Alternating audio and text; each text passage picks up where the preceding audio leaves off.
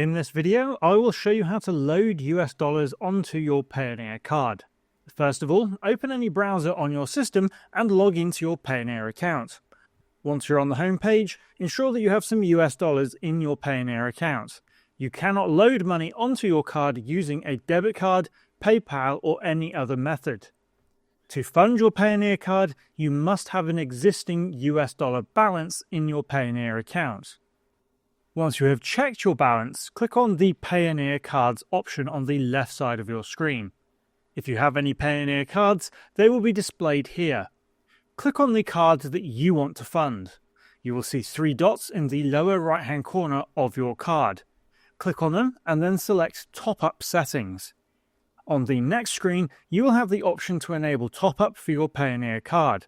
Simply enable it. You can also set a credit limit if you wish.